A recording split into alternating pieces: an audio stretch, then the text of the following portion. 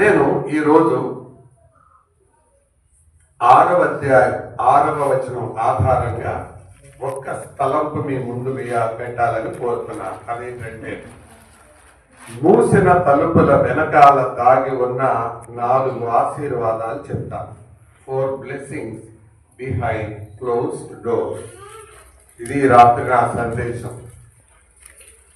మూసిన తలుపుల వెనకాల దాగి ఉన్న 4 ఆశీర్వాదాలు. 6వ అధ్యాయం 6వ వచనాన్ని మళ్ళా చదువుదాం రండి. నీవు ప్రార్థన చేయనప్పుడు నీ గదిలోనికి వెళ్ళి తలుపు వేసి రహస్యమందున్న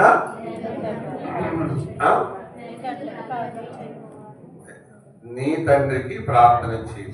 సార్, కొత్త నిబంధనలో ఈ సందేశం, యేసు ప్రభువు వారు చెప్పిన ఈ సందేశం ఒక విప్లవాత్మకమైన సందేశం, ఒక రాడికల్ మెసేజ్. ఎందుకని ఇది రాడికల్ మెసేజ్ అంటున్నానంటే, యేసు ప్రభువు వారు ఒక కొత్త సంబంధాన్ని గురించి మాట్లాడుతున్నాడు. A new relation. నీ తండ్రి అంటున్నాడు ఆయన. అంటే ఒక కొత్త సంబంధాన్ని పరిచయం చేస్తున్నాడు. అప్పటి వరకు పాత నిబంధన కాలపు భక్తులందరూ ఎవ్వరూ కూడా దేవునిని తండ్రి అని పిలిచిన వాళ్ళు కాదు. అవునో కాదో చెప్తాను. అబ్రహాము విశ్వాసం గొప్పదా, మన విశ్వాసం గొప్పదా? కదా. కానీ ఏనాడైనా అబ్రహాము ప్రార్థన చేసేటప్పుడు తండ్రి అని అన్నాడా?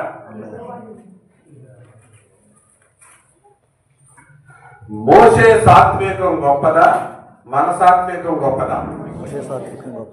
మోషేకి 40 ఏళ్లలో 4 సార్లు కోపం వచ్చింది. మనకి 4 నిమిషాల్లో 40 సార్లు కోపం వస్తుంది. కానీ అంత సాత్వికుడైన మోషే ఎప్పుడైనా తండ్రి అని అన్నాడా? మాట్లాడండి. లేదు. దావీదు దేవుని హృదయానుసారుడా, మనము దేవుని హృదయానుసారుడా? కానీ ఏనాడైనా తండ్రి అని అన్నాడా?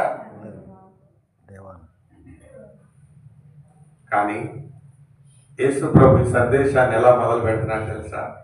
నీ తండ్రి, నీ తండ్రి. కాబట్టి ఇందులో 2 సంబంధాలు ఉన్నాయి. నీవు ఈ 3 అధ్యాయాలకు ఏం పేరు పెట్టుకున్నాం మనం? పరలోక రాజ్యపు పునాదులు, లేదా పరలోక రాజ్యాలు.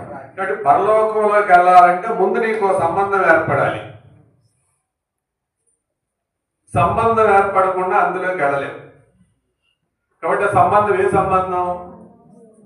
తండ్రి కొడుకుల సంబంధం, తండ్రి పిల్లల సంబంధం. కాబట్టి ఈ మాటలు పిల్లలతో చెప్తున్న మాటలు. కాబట్టి ఈరోజు సందేశంలోకి వెళ్ళబోయే ముందు ఇక్కడ చేరిన మీ అందరికీ ఒక ప్రశ్న. అసలు దేవుడితో మీకు సంబంధం ఏర్పడిందా? ఇది మొదటి ప్రశ్న. ఇదే ఏర్పడకపోతే నా ప్రసంగం మీకేం అవసరం లేదు. రాత్రి ఆయనతో సంబంధం ఏర్పడిన వాళ్ళకి ఈ మాట, నీ తండ్రి. ఆయన నీకు తండ్రి అయ్యాడా? అది మొదటి ప్రశ్న. తండ్రి అంటే ఊరికే తండ్రి కాదు, రక్త సంబంధం ఏర్పడాలి. ఇప్పుడు ఈ జనవరి నెలలో ఒక పండుగ వస్తుంది, ఒక 4-5-10 రోజుల్లో. ఏ పండుగ? సంక్రాంతి. ఆ సంక్రాంతికి ఈ అడుక్కోవడానికి వస్తారు, ఏమంటారా అని? హరిదాసులు. ఇంకా గంగిరెద్దులోళ్ళు వస్తుంటారు. వచ్చి ఏమంటారు? అమ్మగారు, మహాతల్లి గారు, తల్లి గారు అంటారు. ఒక మాట అడుగుతాను, ఆ బయట గంగిరెద్దులోడు ఎన్నిసార్లు తల్లిగారు, అమ్మగారు అని అంటే లోపల ఆవిడ, అదే కొడుక పావుగాడి నుంచి పిలుస్తున్నావురా, రారా బెడ్రూమ్ లోకి రా అంటదా? ఎందుకు? ఎందుకంట? అది మాట సంబంధం. అవునా? మాటే అది. అదే సొంత కొడుకు అమ్మా ఆకలేస్తుంది అని అన్నాడు అనుకో, ఏం చేస్తుంది? ఎన్నిసార్లు అనాలి? ఒక్కసారి కాదు. ఆడేమో ఉదయం మొదలుకొని మధ్యాహ్నం దాకా మహాతల్లి గారు, ధర్మ తల్లి గారు, ఆ తల్లి గారు, ఈ తల్లి గారు అని చప్పట్లు కొట్టుకుంటా అరిసిన, బ్యాండ్ కొట్టినా, ఒకవేళ వేస్తే మహా ఒక గిద్దడు బియ్యం వేస్తుంది. లేకపోతే ఇంకా ఆడి గొంతు బాగుండి బీట్ బాగుంటే ఈవిడి హీట్ కుడితే ఓ దుప్పటేస్తుంది, చలికి తిరుగుతున్నాడు అని. అంతేనా? లేదే బాబు ఉదయం నుంచి తిరుగుతున్నావు కదా, మా బ్రష్ చేసుకుందరా, టిఫిన్ పెడతాను కదా. ఎందుకు? అది మాట సంబంధం. ఈరోజు దేవుని వాక్యాన్ని వినే మీరందరితో కూడా ఇదే చెప్తున్నాను. దేవునితో నీకు మాట సంబంధమైన ఉండాలి, రక్త సంబంధమైన ఉండాలి.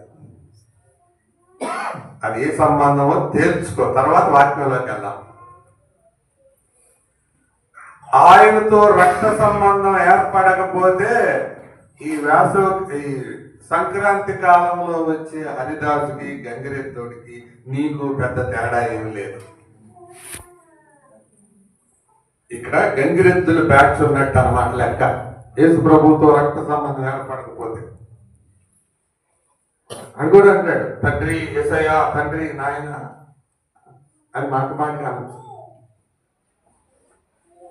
యేసు ప్రభు నీకెవరు, తండ్రి నీకెవరు అనే దాని మీద ఆధారపడి ఉంటుంది.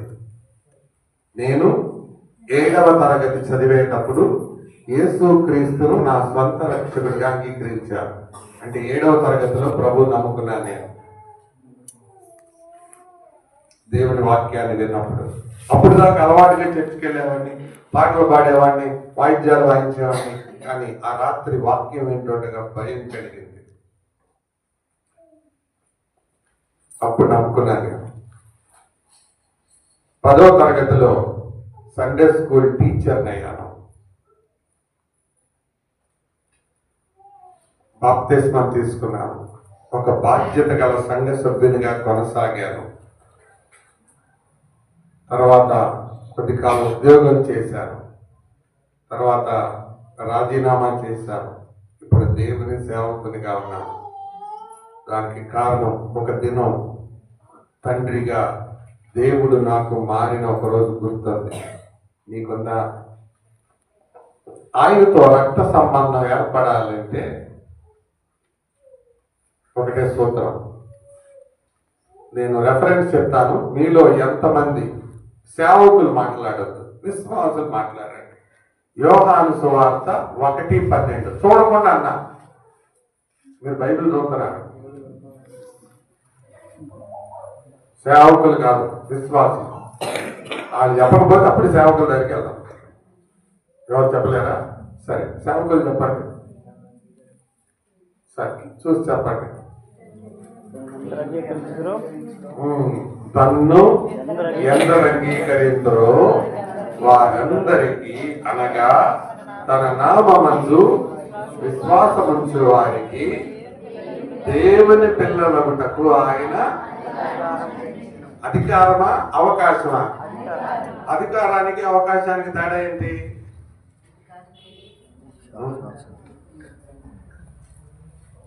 చెప్పండి, మళ్ళీ మనం మాట్లాడుకుంటాం. అధికారం అంటే ఏంటి, అవకాశం అంటే? అవకాశం అంటే ఛాన్స్, అధికారం అంటే అథారిటీ. అధికారం అంటే ఏంటి? ఇక్కడ ఎవరు కాదనలేదు. అవకాశం అంటే ఉంటే ఉండొచ్చు, లేకపోవచ్చు. ఆయనను అంగీకరించినప్పుడు మనం దేవునికి పిల్లలు అవుతామంటే ఎంత గొప్ప మాట. ఒకవేళ మన ముఖ్యమంత్రి గారి దగ్గరికి వెళ్ళి డాడీ అనండి, ఎవరు మన ముఖ్యమంత్రి గారు? ఏమంటాడు? ఎవడరా నువ్వు అంటాడు. లోకేష్ గొడవకు వస్తాడు కదా. ఎందుకు? ఆయనకి మనకే సంబంధం లేదు. దేవునితో కూడా నీకు ఏ సంబంధము లేకుండా తండ్రి అన్నామనుకో, ఏమంటాడు? ఎవడరా నువ్వు? కాబట్టి ముందు సంబంధం ఏర్పడాలి. ఏర్పడిందా? ఆయన రక్తంతో నీ పాపాలు కడగబడ్డాయా? పాపక్షమాపణ పొందిన రోజు ఒకటి ఉందా?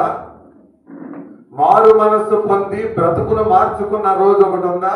అదే లేకపోతే ఈ ప్రసంగం నీకు అధిక ప్రసంగం లాగా ఉన్నది. వాళ్ళకి ఈ సందేశం. కాబట్టి ఎప్పుడైనా మారు మనసు పొందండి. బైబిల్ చెబుతుంది ఇది మిక్కిలి అనుకూల సమయం, ఇదే రక్షణ దినం. మారు మనసు పొందండి. అప్పుడు దేవునితో నీకు సంబంధం ఏర్పడుతుంది. ఎవరికి ఏర్పడుతుంది? పిల్లలకా పెద్దోళ్ళకా? ఎవరికైనా తన్ని అందరూ అంగీకరిస్తారో వారందరికీ. ఆచంటోళ్ళకా పెనుమంట్రోళ్ళకా పెనుగొండోళ్ళకా? ఎవరికైనా. ఆడవాళ్ళకా మగాళ్ళకా? ఎవరికైనా. ఆంధ్ర వాళ్ళకా తెలంగాణ వాళ్ళకా? ఇండియన్స్ కా పాకిస్తానీస్ కా? ఎవరికైనా. అర్థమవుతుందా? కాబట్టి సంబంధం ఏర్పడకుండా మానవ జీవితం వ్యర్థం. అందుకే మాసిరామణి గారు దేవుని సేవకుడు నడిపించు నానావా పాట రాశారు. అద్భుతమైన పాటలు రాశారు. అందాల తార అరుదించే నాకై. ఆ పాటలు రాసిన ఆయన ఒక మాట అన్నారు, దేవునికి కుమారులు కుమార్తెలే ఉంటారు కానీ మనవాళ్ళు మనవరాళ్ళు ఉండరు. దేవునికి ఎవరు ఉంటారు? కుమారులు కుమార్తెలు. కానీ ఎవరున్నారు అంటే దాని అర్థం ఏంటి? కుమారులు కొడుకులు కూతుర్లే ఉంటారు, మనవాళ్ళు మనవరాళ్ళు అంటే అర్థం అవడానికి చెప్పనా? మా అమ్మ యేసు ప్రభువుని నమ్ముకుంది. ప్రార్థన చేసేటప్పుడు ఏమంటది? తండ్రి నీకు స్తోత్రాలు ప్రభువా అంటది. నేను యేసు ప్రభువుని నమ్ముకున్నాను. నేను కూడా ప్రార్థన చేసేటప్పుడు ఏమంటాను? తండ్రి నువ్వు నన్ను రక్షించావు, నీకు స్తోత్రాలు అంటారు. నా పిల్లలు యేసు ప్రభువుని నమ్ముకున్నారు. వాళ్ళు కూడా ప్రార్థన చేసేటప్పుడు ఏమంటారు? తండ్రి అని అంటారు. ఇలా కాకుండా భూలోకంలో మన వరుసలో చెప్పాలంటే మా అమ్మ తండ్రి అంది కాబట్టి నేనేమనాలి? తాత అనాలి. నేను తాత అంటే నా పిల్లలు ఏమనాలి? ముత్తాత అనాలి. కానీ క్రైస్తవ జీవితం భూలోకంలో తాతలు తండ్రులు ముత్తాతలు ఉంటారు, పరలోకానికి మనవాళ్ళు మనవరాళ్ళు ఉండరు. అర్థమవుతుందా?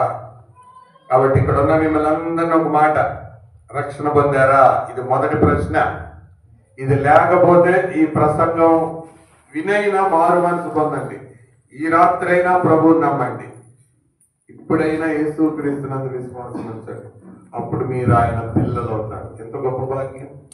దేవునికి పిల్లలయ్యే భాగ్యం ఎంత గొప్పదండి.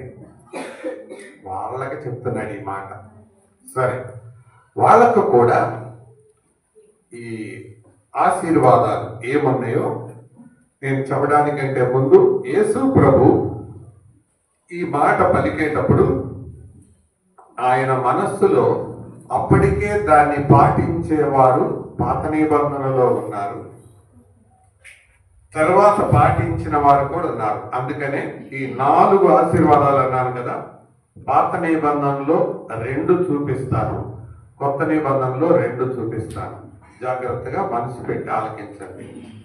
ఏంటి మన అంశం పేరు?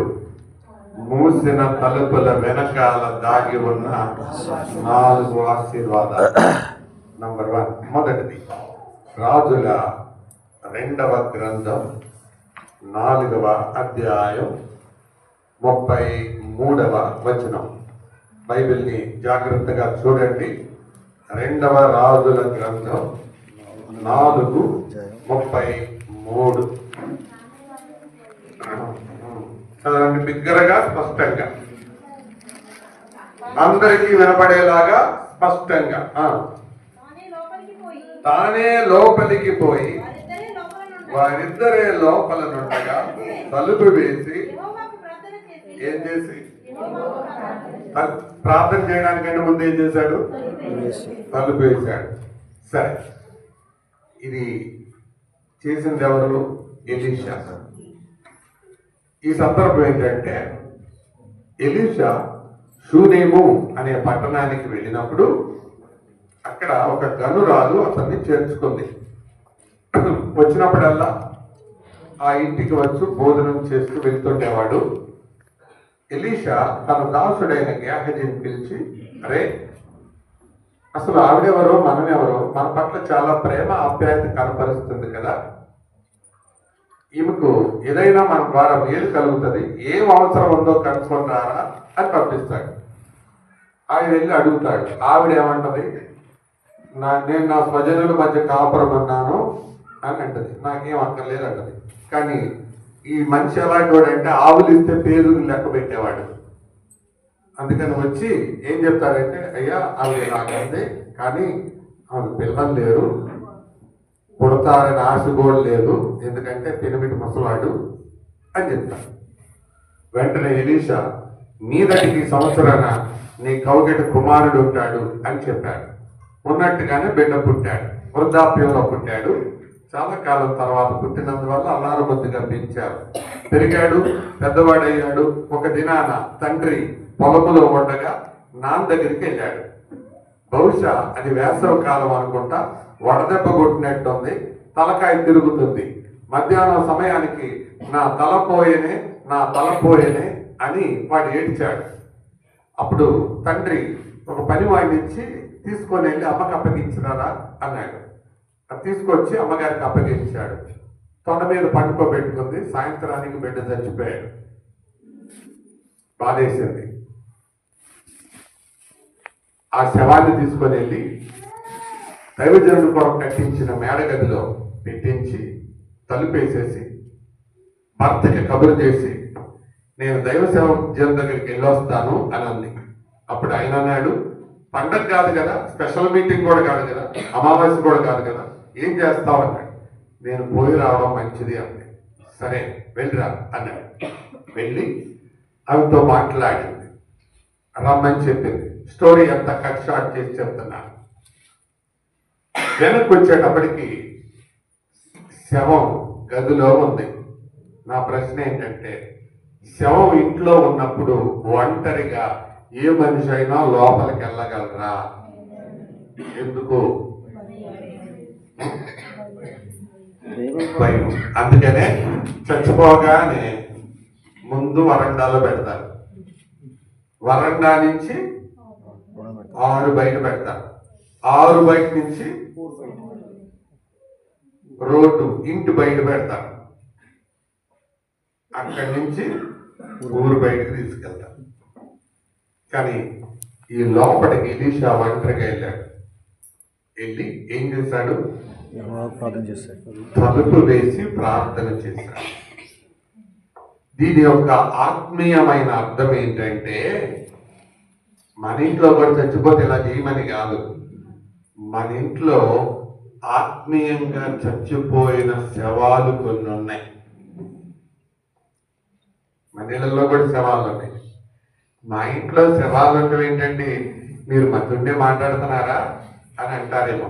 నేను చెప్తాను వినండి. సావు అనే దానికి బైబిల్లో 3 అర్థాలు ఉన్నాయి. సావు అంటే అర్థం ఒకటే, 3 సందర్భాల్లో వాడబడింది. అది సావు అంటే అర్థం ఎడబాటు అని. ఏంటి? పెద్దగా చెప్పండి. ఎడబాటు. ఎడబాటు అంటే, ఇప్పుడు ఎడబాటు చెప్తాను వినండి. దేవుని నుండి ఒక మనిషి వేరైపోతే దాన్ని ఆత్మీయ చావు అంటారు, స్పిరిచువల్ డెత్. రెండవది, ఈ శరీరము నుండి లోపల ఉండే ఆత్మ వేరైపోతే దాన్ని భౌతికమైన చావు అంటారు, ఫిజికల్ డెత్. మూడవది, దేవుని నుండి ఒక మనిషి శాశ్వతంగా వేరైపోయి నరకంలో పడితే దాన్ని నిత్య చావు అంటారు, ఇటర్నల్ డెత్. చావులేని 3. మొదటిది ఏం చెప్పాను? ఆత్మీయ చావు, స్పిరిచువల్ డెత్. రెండోది ఏంటి? భౌతికమైన చావు, ఫిజికల్ డెత్. మూడోది ఏంటి? నిత్యమైన చావు. దేవుడి నుండి ఒక మనిషి శాశ్వతంగా వేరైపోయి అగ్నిగుండంలో కాలడం, ఇది 2వ మరణం అని చెప్పారు. చూసారా? అదనమాట. కాబట్టి ఈ మూడు మనకి ఏ చావంటే ఎక్కువ భయం? భౌతిక చావంటే ఎక్కువ భయం. సమాధి పెట్టి తీసుకొని ఎవరన్నా రోడ్డు మీదకి వెళ్తున్నారు అనుకోండి. మేము ఒకసారి అన్య కుటుంబంలో వచ్చి మారిన ఒక ఆవిడ చనిపోతే పెట్టి తీసుకొని వెళ్తున్నాం. ఆ పెట్టి తీసుకొని వెళ్తా ఉంటే ఆ రోడ్ల మీద 6.5 అడుగులు ఎత్తున్న మగోళ్ళు ఎక్కడ బయలు అక్కడ వదిలేసి పరారు, మీసాలు పురుగున్నాయి, తిరుగున్నాయి. అరే చచ్చిపోయిన శవాన్ని తీసుకెళ్తండి పరారు, బయలు వదిలేసి పరిగెడుతున్నారు. ఏంటి, శవానికి ఎదురు రాకూడదని అంత భయం మనిషికి. కానీ దేవుని దృష్టిలో అతి భయంకరమైన మరణం ఏంటో తెలుసా? ఆత్మీయమైన చావు. అర్థమవుతుందా? కాబట్టి ఇప్పుడు ఒక ప్రశ్న అడుగుతాను. ఆది కాండంలో ఆదాముతో ప్రభువు మాట్లాడేటప్పుడు ఈ మాట అన్నాడు, నువ్వు ఈ తోటలో చెట్ల ఫలాలు అన్నీ తినొచ్చు, కానీ మధ్యలో ఉందే అది మాత్రం తినొద్దు, అది దినమన నీవు నిశ్చయంగా చస్తావు అన్నాడు. ఇప్పుడు నా ప్రశ్న, నిశ్చయంగా చస్తావు అన్నాడు. ఆదాము చచ్చాడా? ఆ రోజే చచ్చాడా? ఆలోచించి జవాబు చెప్పాలా? చావలేదా? మళ్ళీ అడుగుతున్నాను, ఆ పండు దినమున నిశ్చయంగా చస్తావు అని అన్నాడు. తిన్న రోజు ఆదాము చచ్చాడా లేదా? 2 రకాల ఆన్సర్లు చెప్తున్నారు. చచ్చాడని ఎట్లా అంటున్నారు, చావలేదని ఎట్లా అంటున్నారు. మీరు చాలా తెలియగలిగిన వాళ్ళు. సరే, మీరు చెప్పిన 2 ఆన్సర్లు కరెక్టే. ఎలాగో తెలుసా? చచ్చాడు అన్నా కరెక్టే, చావలేదన్నా కరెక్టే. చచ్చాడంటే ఎట్లా కరెక్ట్ అంటే దేవుని నుండి వేరైపోయాడు కనుక చచ్చాడు. చావలేదంటే ఎలా కరెక్ట్ అంటే ఆ తర్వాత ఇంకో 900 ఏళ్ళు బతికాడు. అంటే భౌతికంగా చావాల, అంటే ఆత్మీయంగా చచ్చాడు, భౌతికంగా చావాల. కానీ ప్రభు మాట్లాడింది అక్కడ ఆత్మీయమైన కోణంలో, నా నుండి నువ్వు వేరైపోతావు, చస్తావు అన్నాడు. దీనికి ఎక్కువ భయపడతారు మనుషులు. మన ఇంట్లో కూడా ఇలాంటి వాళ్ళు ఉన్నారా? యేసు ప్రభుని నమ్మనాళ్ళు, ఆయన ఎంత విశ్వాసం వచ్చిన వాళ్ళు ఉన్నారా? ఉంటే మన ఇంట్లో ఏమున్నట్టు లెక్క? ఒక శవం. మరి నమ్మిన విశ్వాస యొక్క పని ఏంటి, మరి బాధ్యత ఏంటి? తలుపు వేసి ప్రార్థన చేయాలి. ఏం చేయాలి? ఎలీషా ఎలా చేశాడో చదువుతామని 33వ వచనం. తానే లోపలికి పోయి వారిద్దరే లోపల ఉండగా తలుపు వేసి యెహోవాకు ప్రార్థన చేసి మంచం మీద ఎక్కి బిడ్డ మీద తన్ను చాచుకొని తన నోరు వారి నోటి మీద, తన కళ్ళు వారి కండ్ల మీద, చేతుల మీద ఉంచి పొడుగుగా పండుకొనగా. అంటే కళ్ళు కళ్ళ మీద, అమ్మ తలుపు తీకండి, వెళ్తే వెనక్కి కళ్ళు కళ్ళ మీద, చేతుల మీద, నోరు మీద పెట్టి పడుకున్నాడు. ఇదేం తెలియజేస్తుందంటే మాదిరి జీవితం. అంటే నీ నోటి ద్వారా, నీ కళ్ళ ద్వారా, నీ చేతల ద్వారా మాదిరి చూపడం. చాలా మంది ప్రార్థన చేస్తారు కానీ మాదిరి చూపడం. అందుకే కుటుంబ సభ్యులు మారరు. ఒక ఊర్లో ఒక పాస్టర్ గారు క్రమంగా చర్చకు వచ్చే ఒక అక్క దగ్గరికి విజిటింగ్కి వెళ్దామని వెళ్ళాడు. ఆవిడ క్రమంగా వస్తుంది, అలా ఆయన రావడల్లా. ఆయన సైకిల్ వేసుకొని వెళ్ళి లోపలికి వెళ్ళబోయే టైంలో వాళ్ళ భర్త ఈవిడ చూసి, వందనాలండి పాస్టర్ గారు రండి అని చెప్పి ఆయన చెప్పులు వేసుకొని బయటికి వెళ్తున్నాడు. అయ్యా ఏంటి మీరు వెళ్ళిపోతున్నారు అని అంటే, ఆవిడ ఉంది కదండి, ఆవిడతో మాట్లాడుకోండి, నాకు పని ఉంది, వెళ్తున్నాను అన్నాడు. సార్ నేను వచ్చిందే మీకోసం అండి అన్నాడు. ఏంటి సార్ చెప్పండి అని కూర్చున్నాడు. కూర్చుంటే, మీ భార్య క్రమంగా వస్తుంది కదండి, మీరు రావట్లేదండి, మీరు కూడా వస్తే బాగుంటుందండి అన్నాడు. ముందు ఆవిడ మార్చండి అన్నాడు. అదేంటంటే ముందు ఆవిడ మార్చమంటారు? ఆవిడ అసలు ముందరసలో కూర్చుంటది, తెల్ల చీర కట్టుకొని నల్లట్ల బైబిల్ పెట్టుకొని ఎదర్ లైన్ లో కూర్చొని పాట పాడుతుంటే అసలు అచ్చం దేవదూతే ఉన్నట్టు మా చర్చిలో ఉన్నదండి అంటే ఇక ఆయనకు తోక దొక్కిన తావస్భావంకి వచ్చినంత వచ్చింది. అక్కడేనండి మీరు మోసపోయింది. ఆవిడ కథ తెలుసా అన్నాడు పిత్రబ్రెడ్ మాస్టర్ గారు. ఏంటండి చెప్పండి అన్నాడు.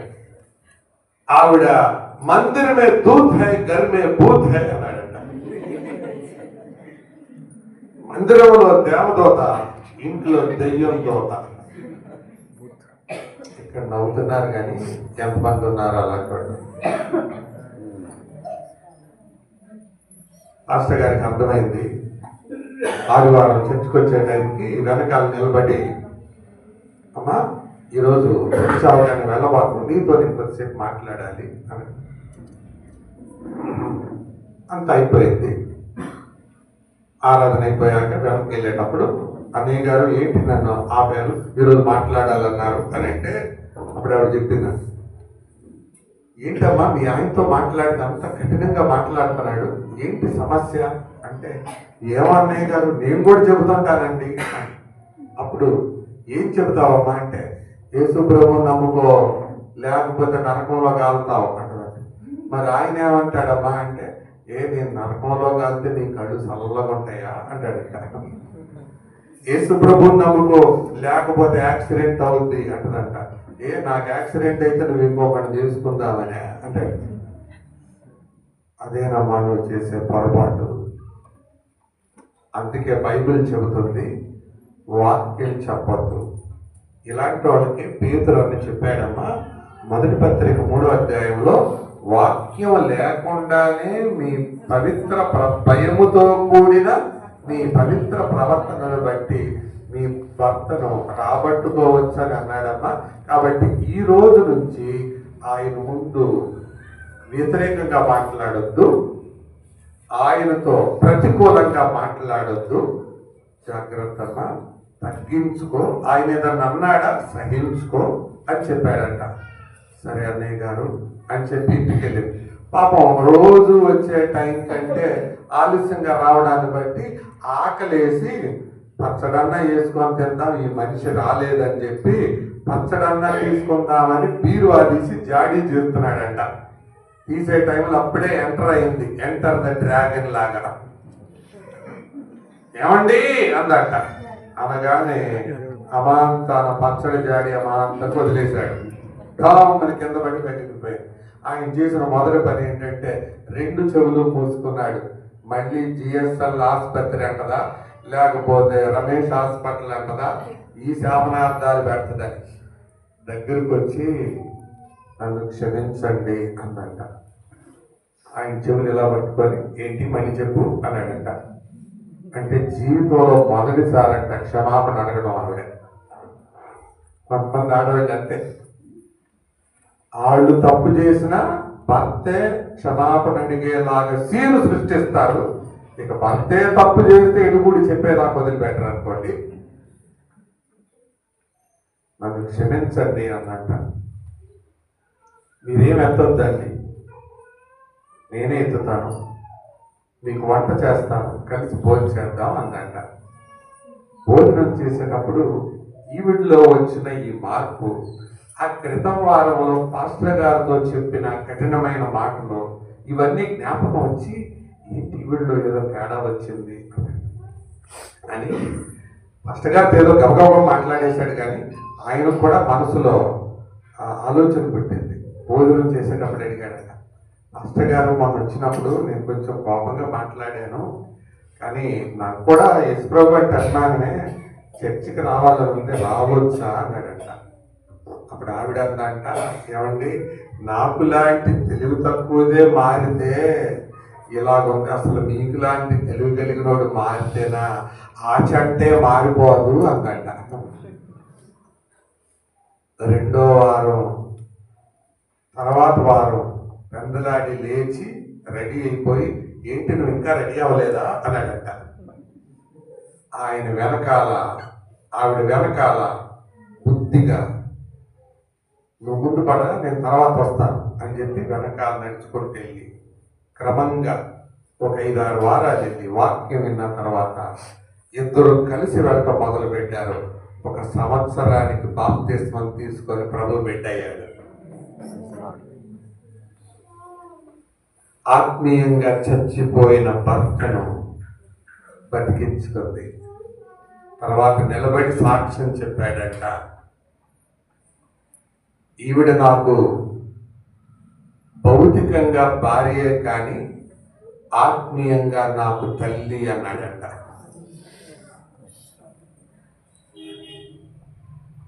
చచ్చిపోయిన వాళ్ళు మీ ఇంట్లో ఉన్నారు తెలుసా? పిల్లలు కూడా ఉండొచ్చు అలాంటి వాళ్ళు. మీరు చర్చకు వస్తున్నారు, మీ పిల్లల సంగతి ఏంటి? ఈ రాత్రి యేసు ప్రభు వస్తే నీ కొడుకు ఎక్కడ ఉంటాడు? నీ కూతురు ఎక్కడ ఉంటుంది? దీనికి నీ దగ్గర ఆన్సర్ లేకపోతే నువ్వు ఒక బుద్ధిహీనమైన తండ్రివి, బుద్ధిహీనమైన తల్లివి. మీ పిల్లలు ఎక్కడున్నారు?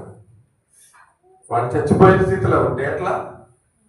ఎవరైతే యేసుక్రీస్తునందు విశ్వాసం ఉంచలేదో వాళ్ళు చచ్చారని చెప్తుంది బైబిల్. అదే ఎఫెసీ పత్రిక 2:1. మీరు మీ పాపముల చేతను అపరాధముల చేతను చచ్చిన వారే ఉండగా. పాపాల్లో అపరాధాల్లో బతికేవాళ్ళు. మోనిక అనే ఆవిడ గదిలో పక్కనే ప్రార్థన చేస్తుంటే యువతల గదిలో రోజుకొక వేశ్యను తీసుకొచ్చి కులుకుతూ ఉండేవాడు. ఆవిడ పెద్దగా ఏడ్చి ప్రార్థన చేస్తుంటే వచ్చి ఆపవే, ఏదో ప్రార్థన, నువ్వు ఎవరో వచ్చినట్టు అట్టేగుస్తావేంటే అని అనేవాడు. తాగేసి రోడ్డు మీద పడిపోతే, అమ్మో మోనిక మీ అబ్బాయి తాగి అక్కడ పడిపోయాడు అని అంటే, ఆ పడిపోయిన కొడుకుని తీసుకొచ్చి భుజం మీద చేసి తీసుకొచ్చి ఆ కోటు లాగి ఆ షూ విప్పి ఆ తాగుడుకు అదంతా పాడైపోయిన మొగ్గగారి మట్టి కొట్టుకుపోయిన ముఖాన్ని తుడిచి పండుకోబెట్టారు. దేవా, వీడు ఇలాగే నాశనమైన నరకంలోకి వెళ్ళాల్సిందా? వీడు మార్చి ప్రభావి, ఈనాడు పనికి మానవాడు, చెడగొట్టావరా, ఎందుకురా బతుకున్నావు అని ఎప్పుడు అనలేదు ఆ తల్లి. ఒక దినాన ఫ్రెండ్స్ అందరితో కలిసి ఒక ఊరేగింపులో డ్యాన్స్ చేస్తూ వెళ్తుండగా అంతకు మునుపు ఎప్పుడో విన్న రోమాపత్రిక 13వ అధ్యాయం ఆయన జ్ఞాపకానికి వచ్చి సడన్ గా డ్యాన్స్ చేసేవాడు ఆగిపోయాడు. వాళ్ళ ఫ్రెండ్స్ అందరూ, రే ఏంట్రా ఆగిపోయావు, నిన్ను బట్టి మేమందరూ డ్యాన్స్ చేస్తాంటే అయితే ఇంకొకటి జోక్ చేశాడు, ఇంకొక అమ్మాయి ఎవరో తగిలి ఉంటుందిరా అని. అలాగే ఆగిపోయి ఇంటికి వెళ్ళి ఎందుకో తెలియదు భయంకరంగా ఏడ్చాడు, పశ్చాత్తాపడ్డాడు. దేవా నన్ను క్షమించు ప్రభు అనుకున్నాడు.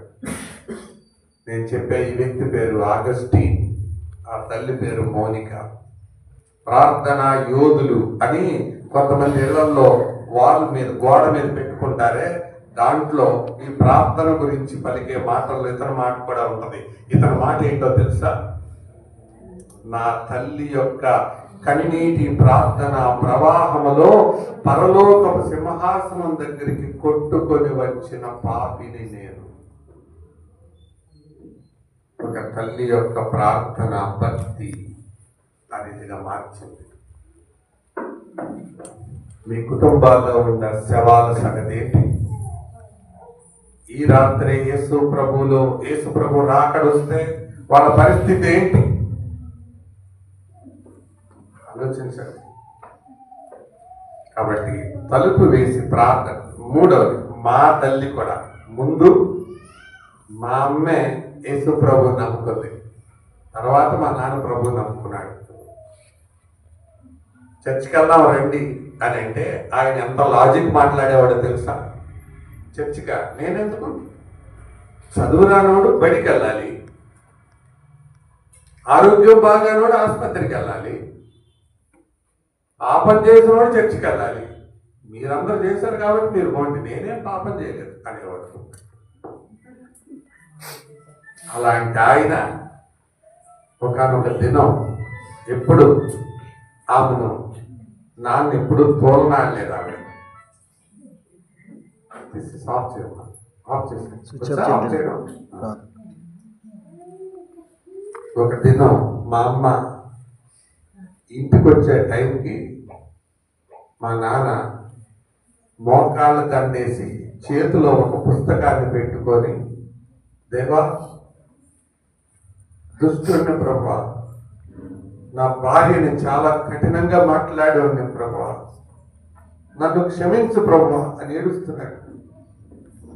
కిటికీలో నుండి ఆ దృశ్యాన్ని చూసి, ప్రభా నీకు స్తోత్రం, ఈ దృశ్యం చూడడానికి నేను ఎంత కాలం నుంచి ఎదురు చూస్తున్నానో, నీకు స్తోత్రం నాయన అనుకుంది.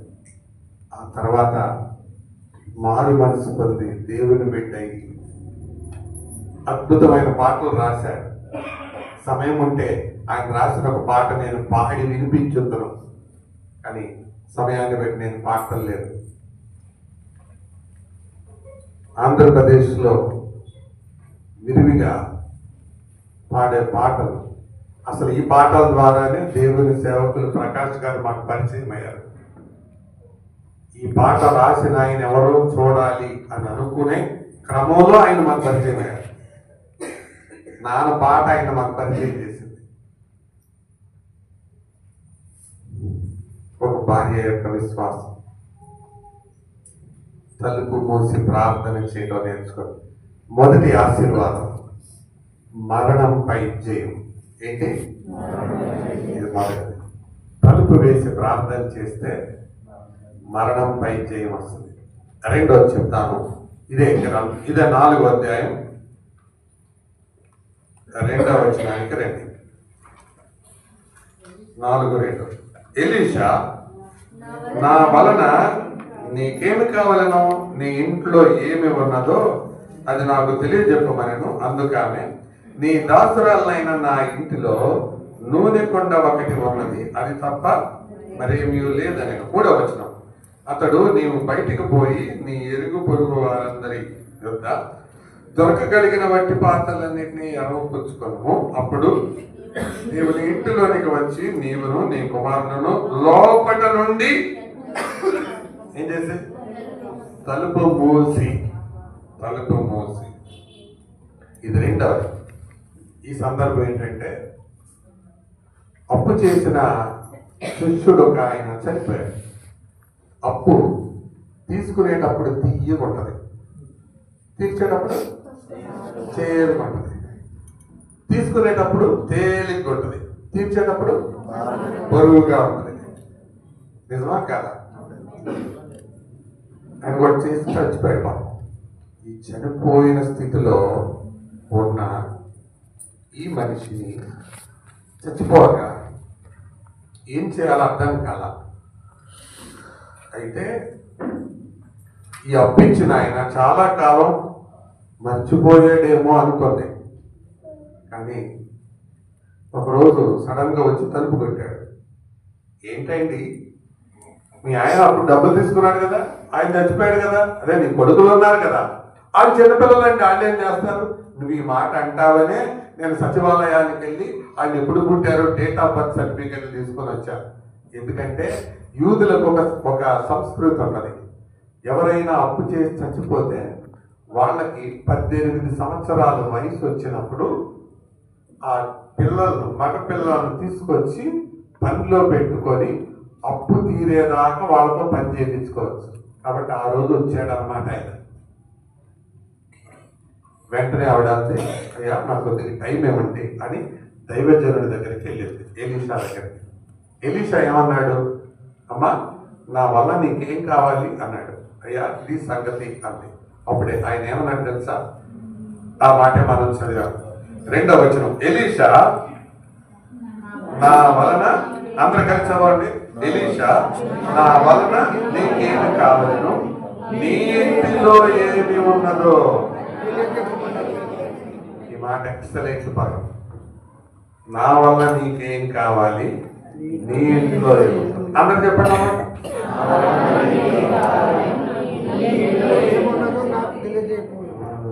ఆవిడ ఏమంది? అందుకనే నా ఇంటిలో నూనె కొండ ఒకటి ఉన్నది. ఏముంది?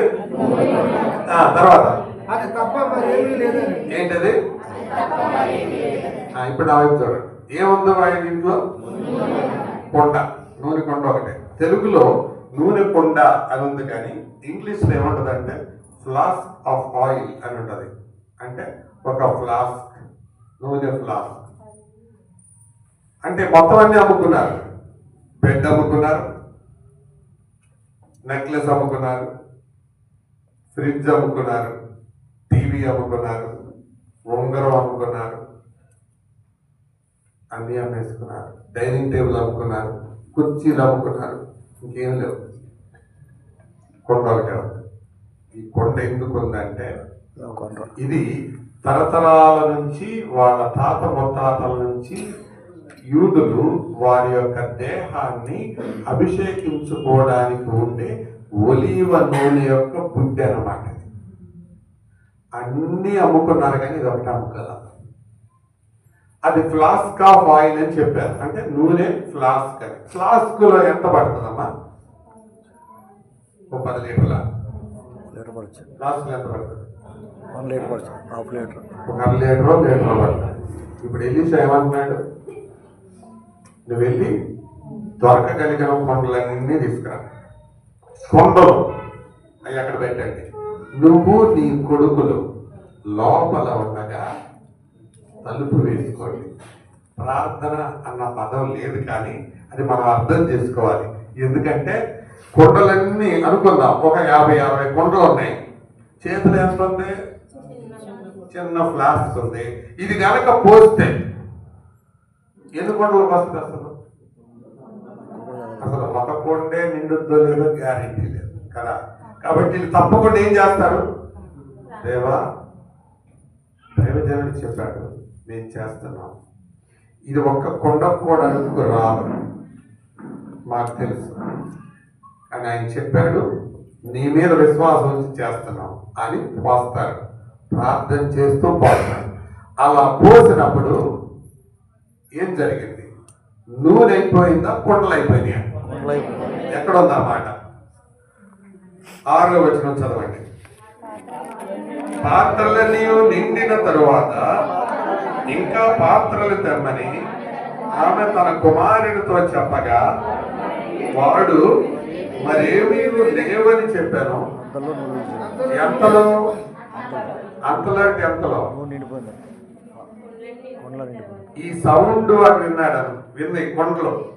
ఏమని? ఈ కొండలు లేవు అన్న సౌండ్ విని నూనె ఆగిపోయింది. ఎంత గొప్ప మాట్లాడి.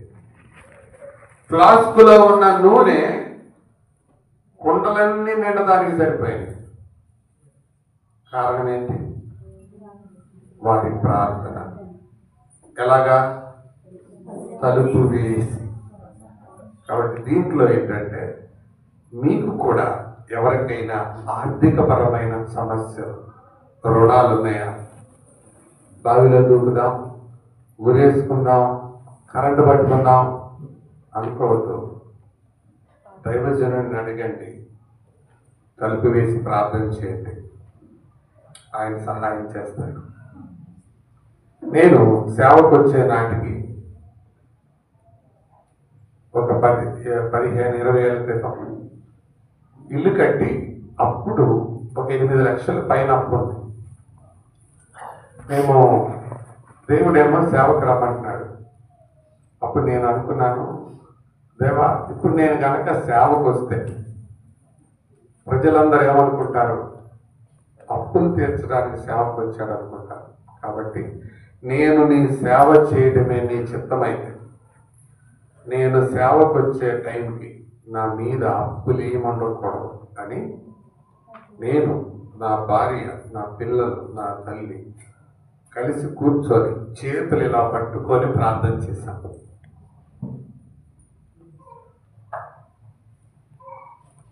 చాలా కాలంగా తీరాలి అని అనుకున్నప్పుడు 8 నెలల్లో తీరిపోయింది. తర్వాత సేవకు వచ్చాను.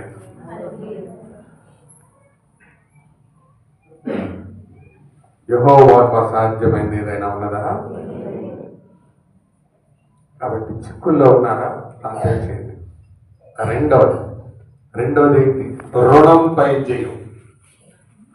మొదటిదేంటి మరణంపై జయం. రెండోది మరణంపై జయం. పాత నిబంధనలు రెండు చూపించాను. ఇప్పుడు ఎక్కడికి వెళ్దాం? కొత్త నిబంధనకి వెళ్దాం. రైట్. యోహాను సువార్త 20వ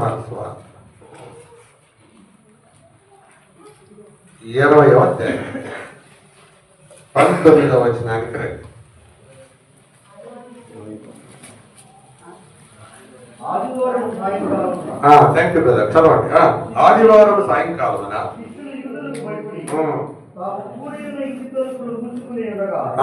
తాము కూడి ఉన్న ఇంటి తలుపులు మూసుకొని ఉండగా యేసు వచ్చి మధ్యాహ్నం. ఇక్కడ కూడా శిష్యులు ఎక్కడున్నారు? తలుపులు వేసుకొని ఉన్నారు. ఎక్కడ? ఇంట్లో. ఎందుకు? భయం. యేసు ప్రభుని చంపేశారు. మమ్మల్ని కూడా నెక్స్ట్ ఎవరో పేతురు, యోహాను, యాకోబు, ఆంద్రేయు, మత్తయ్య ఎవరో ఒకరు చచ్చిపోతారు. భయం వేసింది. తలుపులు వేసేసుకున్నారు. ప్రియులారా, వాళ్ళ మనసులో ఒకటే, యేసు ప్రభు తిరిగి లేస్తానన్నాడు. లేస్తాడా? లేవడా? ఇక లోపల మధ్య చర్చ. ఎరా పేతురు, యేసు ప్రభు ఉండి ఎంత బాగుండేదిరా. 5 రొట్టెలు 2 చేపల్లాగా అద్భుతం చేయగానే 12 గంపలు వచ్చేది. నీకొక గంప, నాకొక గంప, తలోకలికి తలో గంప వచ్చేది కదరా. ఇప్పుడు తట్ట ఖాళీ, బొట్ట ఖాళీ, మన పొట్ట ఖాళీ. మనల్ని ఎవరు ఆదుకుంటారా అనుకుంటూ ఉన్నారు. యేసు వచ్చి వారి మధ్య నిలిచి. ఇది ఒక అద్భుతమైన మాట. యేసు ప్రభు ఆయనకి ఇష్టమైన స్థలం మధ్య. ఎక్కడ? ఎక్కడ 2-3 నా నామమున కూడి ఉంటారో వారి వెనకాల నేనుంటానని లేదు, వారి ముందు నేనుంటానని లేదు, వారి మధ్యలోనే. అర్థమైందా? వారి మధ్యలో ఉంటాడు. యేసు వచ్చి వారి మధ్య నిలిచేమన్నాడు, నీకు సమాధానం. ఈ బైబిల్లో ఉన్న దేవుడు మధ్యలో ఉండే దేవుడు, మనుషులతో ఉండే దేవుడు, మధ్యలో ఉండే దేవుడు. మిగతా వాళ్ళకి ఈయనకి తేడా చెప్పమంటారా? మిగతా వాళ్ళు ఈ దేవుడు నమ్మదగినవాడు, అందుకు మనుషుల మధ్యలో ఉంటాడు. మరి మిగతా వాళ్ళు అమ్మదగిన వాళ్ళు, అందుకే వాళ్ళు అంగట్లో ఉంటారు. అందుకే మీరు ఏదైనా పండుగ వచ్చినప్పుడు ఇది ఇచ్చే ముక్కు ఉండిపోయిందండి, ఇది వేరేది ఇవ్వండి, వేరేది ఇవ్వండి, ఇది చెయ్యి ఇరిగిపోయిందండి, వేరేది ఇవ్వండి అంటారు. కానీ దేవుడు అట్లా కాదు. ఎక్కడ ఉంటాడు ఆయన? మనుషుల మధ్యలో ఉంటాడు. ఆయనకి మనుషులతో ఉండడం ఇష్టం. అసలు మనుషులతో ఉండడం ఇష్టం. ఇమ్మానియేల్ అనే శబ్దానికి అర్థమే దేవుడు మనకు తోడు. మనుషులతో ఉండడం ఆయనకి ఇష్టం, మనుషుల మధ్యలో ఉండడం ఆయనకి ఇష్టం. ఆ వాక్యము శరీరధారి, కృపా సత్య సంపూర్ణుడిగా మన పైన నివసించడం లేదు, మధ్య నివసించాలి. కాబట్టి ఎప్పుడైనా వీళ్ళ మనసుల్లో ఏముంది? యేసు ప్రభు లేస్తానన్నాడు. లేస్తాడా? లేస్తాడా? లేవడా? లేస్తాడా? లేవడా? ఏమో తెలియదు. నేను చెప్పదలిచిన 3వ సంగతి అనుమానంపై జయం. ఏంటండి? ఎప్పుడైనా అనుమానం వచ్చిందా దేవుని మీద, వాక్యం మీద? తలుపులు వేసుకొని ప్రార్థన చేయి. అడుగుడి నీకు ఇయ్యబడును, తట్టుడి తీయబడును, నాకు మొర్రపెట్టుము నేను నీకు ఉత్తరం ఇస్తాను అని జవాబిచ్చాడు ఆయన. సవాల్ చేశాడు ఆయన, జవాబిస్తాడు ఆయన. తలుపేసుకొని ప్రార్థన చేయి. అనుమానం మీద జయం వస్తుంది. చిన్న వయసులోనే తల్లిని పోగొట్టుకొని క్రైస్తవ్యం మీద హేయభావాన్ని, శత్రుత్వాన్ని పెంచుకొని క్లాసులో క్రిస్టియన్ టీచర్ని ఎన్ని రకాలుగా ఏడిపించాలో అన్ని రకాలుగా ఏడిపించి బైబిల్ని చించి పడేసిన సుందర్ అనే వ్యక్తి తల్లి బాధ మరణాన్ని తట్టుకోలేక ఒకరోజు వాళ్ళ ఇంటి ప్రక్కనే లమహోర్లో ఉంటున్న వాళ్ళ ఇంటి ప్రక్కనే రైలు కట్ట ఉండగా నిజంగా జీవము కలిగిన దేవుడు ఎవరైనా ఉంటే ఈ రాత్రి నాకు కనబడాలి, లేకపోతే నేను వెళ్ళి ఆ లాహోర్ ఎక్స్ప్రెస్ కింద తలకాయ పెట్టి చచ్చిపోతాను అని భీష్మించుకొని కూర్చున్నాడు. ఆ రాత్రి 100 లైట్ల కంటే ప్రకాశమానమైన వెలుగు గదిలో నిండగా సుందర్ అని పిలిచాడు. ఈ మాట అచ్చం అమ్మ పిలిచినట్టుంది. చూసేటప్పటికి కలువరి సెలవులో వేలాడుతున్న యేసు ప్రభు రూపం కనపడేది. నువ్వు అవును, నువ్వు ఎవరి పేరైతే చెబితే తట్టుకోలేకపోతున్నావో ఆ యేసునే నేను. నువ్వు అంగీకరిస్తే నేను నీకు తల్లి స్థానంలో ఉంటాను. అది నమ్ముకున్నాడు.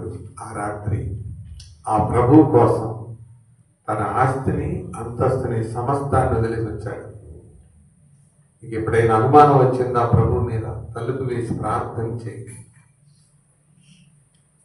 జవాబిచ్చేవాడు ఆయన.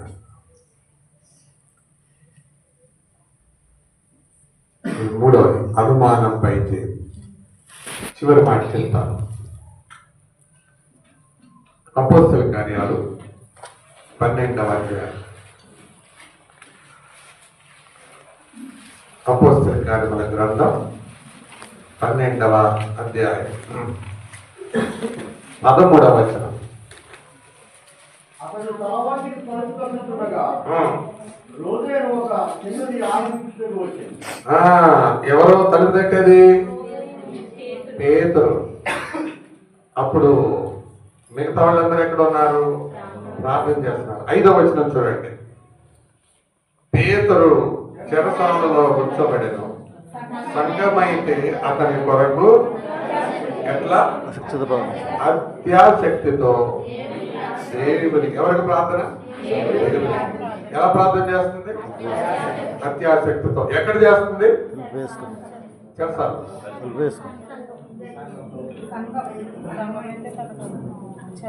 ఎక్కడ చేస్తున్నా?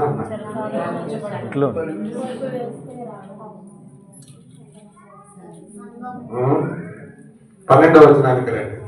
ఇట్లు ఆలోచించుకొని అతడు మార్కు అను మారు పేరు గల యోహాను తల్లి అయిన మరియ ఇంటికి వచ్చెను.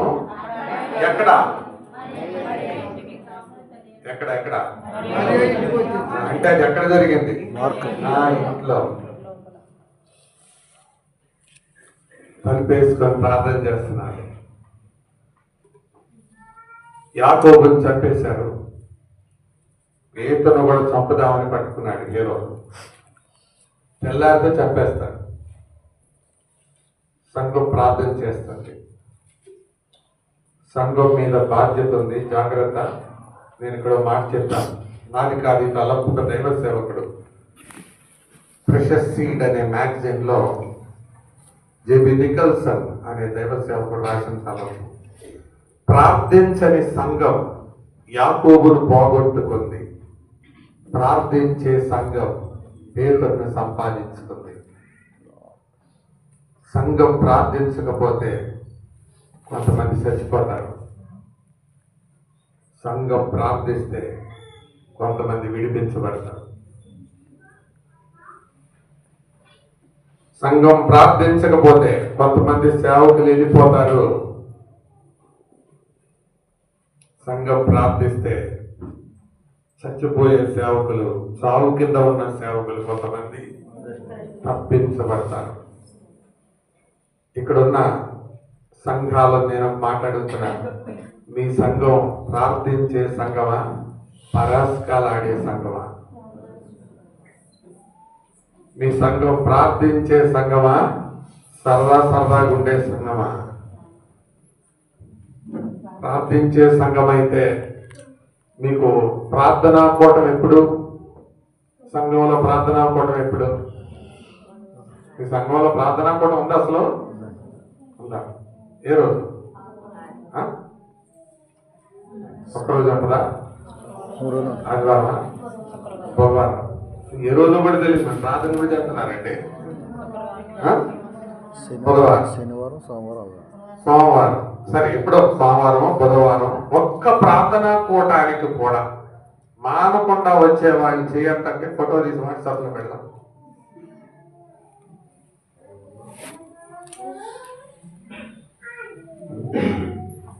ఒక్క సహోదరి, థ్యాంక్ యూ. మరి మిగతా వాళ్ళు మరి ఇప్పుడు అడిగితే ఏమన్నారు? మీరు ప్రార్థించే సంఘం అంటే ప్రార్థించే సంఘం అన్నారు. అంటే ఒట్టిదే అనమాట. మీ ఊరి దగ్గర లొల్ల ఉంది అంటే ఒట్టి లొల్లోళ్ళు అనమాట. మీరు ప్రార్థించే సంఘంగా మీరు లేకపోతే పోగొట్టుకుంటారు, సేవకులు పోగొట్టుకుంటారు. సంఘం మీదకి అపాయం వచ్చింది.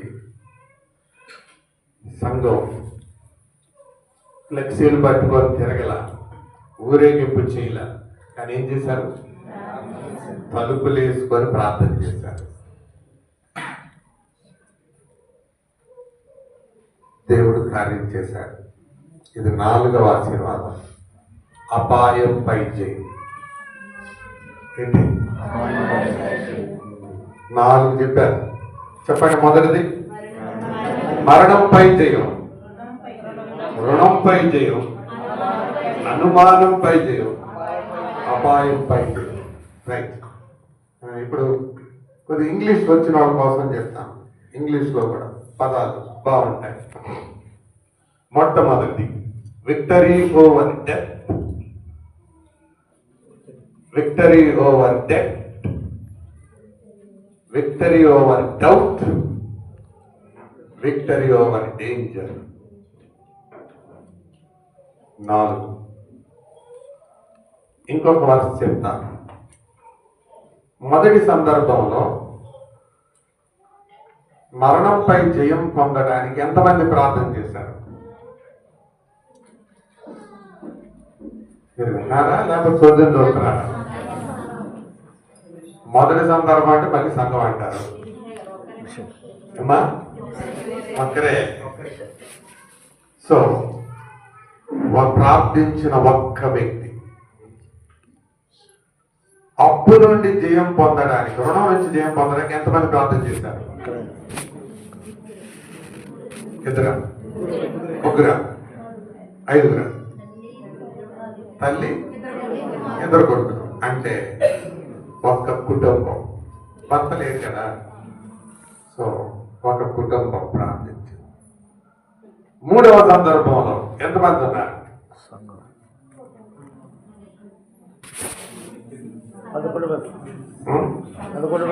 11 గ్యారెంటీయా?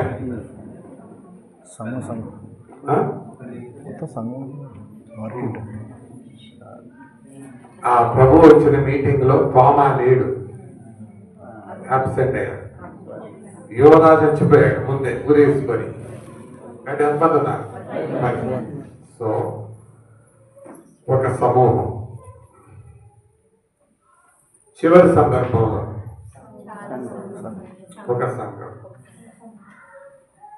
ఒక వ్యక్తి, ఒక కుటుంబం, ఒక సమూహం, ఒక సంఘం తలుపులు వేసుకొని ప్రార్థించడం వల్ల వాళ్ళకి దొరికిన ఆశీర్వాదాలు ఏంటి? మరణంపై జయం, రుణంపై జయం, అనుమానంపై జయం, అపాయంపై జయం.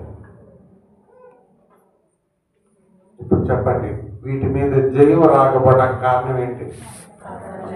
ప్రార్థన లేకపోవడం. ప్రార్థన చేస్తున్నారా? అందుకే ప్రభు చెప్తున్నాడు, చాలాసార్లు ప్రార్థన కూటాలు వెలవెలపోతుంది.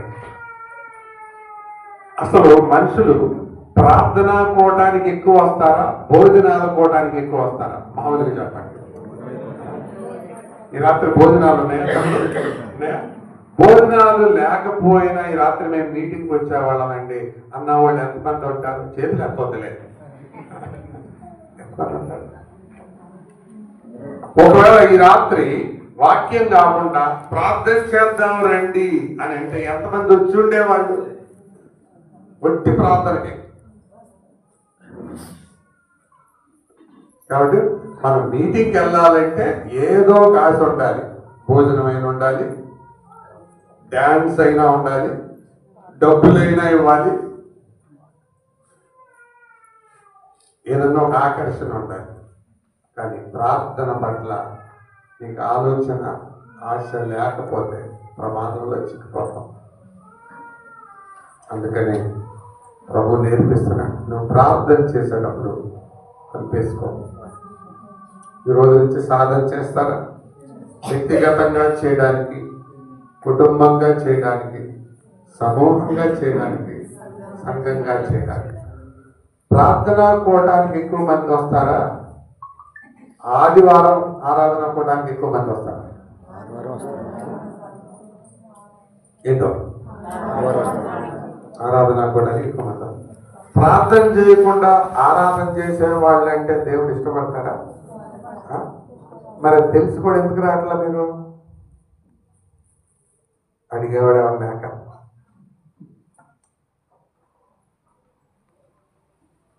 కాబట్టి ప్రార్థన ఆది సంఘం విస్తరించడానికి కారణం ఏంటో తెలుసా? వీరు అపోస్తలుల బోధయందును, సహవాసమందును, రొట్టె విరుచుట యందును, ప్రార్థన చేయడం యందును. కానీ మనకి ప్రార్థన తెగిపోతుంది. ఇంట్లో చేయట్లా.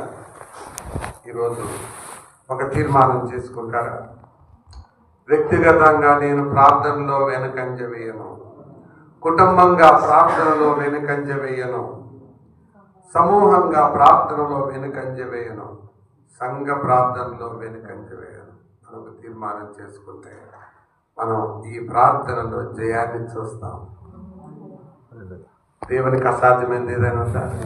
మన దేవునికి ఉన్న పేరుల్లో ఒక పేరు ప్రార్థన ఆలకించువాడా. ఎక్కడుంది ఈ రెఫరెన్స్? చెప్పండి చూద్దాం. చెబితే మీకు ఒక గిఫ్ట్ ఇస్తా.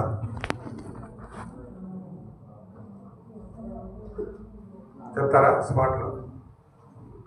ఓకే, నేను నంబర్ చెప్తాను, వచనం మీరు కనుక్కోండి. చూద్దాం ఎవరు ఫస్ట్ కనుక్కుంటారు. 65వ కీర్తన.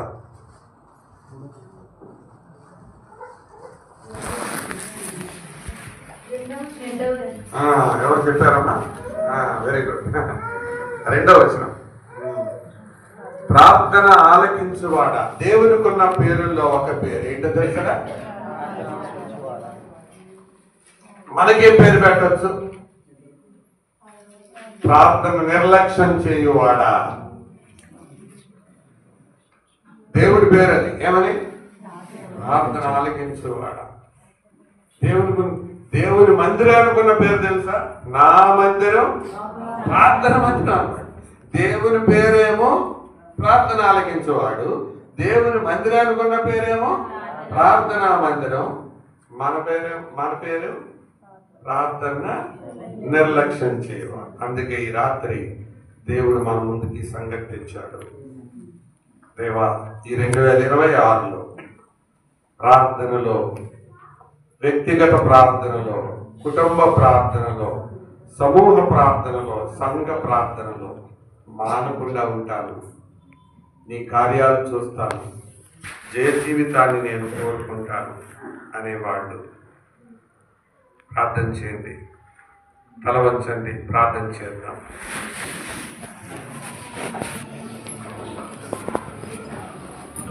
కొద్ది నిమిషాలు మనం ప్రార్థనలో ఉందాం.